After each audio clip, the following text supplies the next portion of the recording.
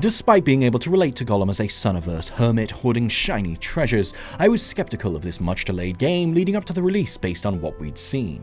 The good news is that Lord of the Rings Gollum does have some interesting ideas, but sadly, much like the titular character, its ideas fall into two camps, and one of those camps is much nicer than the other. Gollum is an attempt at a cinematic stealth platformer. Think halfway between Uncharted's wall climbing and a Splinter Cell's creeping around. Not being the best physical specimen, Gollum is awkward at both of these things, both in character and out.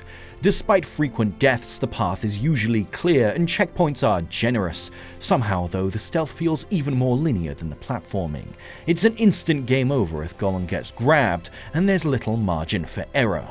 It's not too big of an issue though, because the stealth sections are so easy to navigate.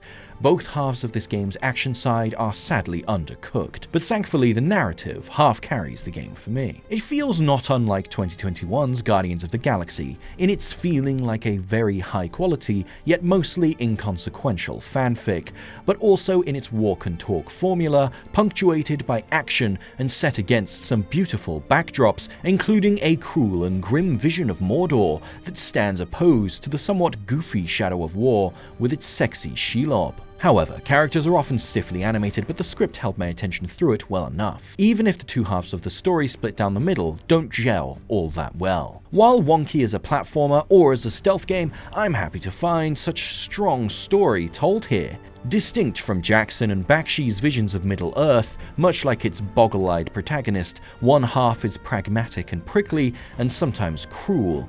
The other half is starry-eyed and eager to please.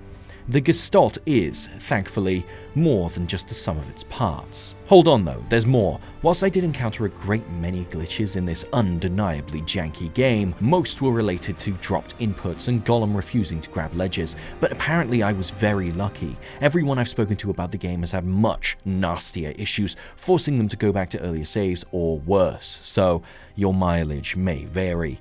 It could be worth waiting for a few rounds of patches.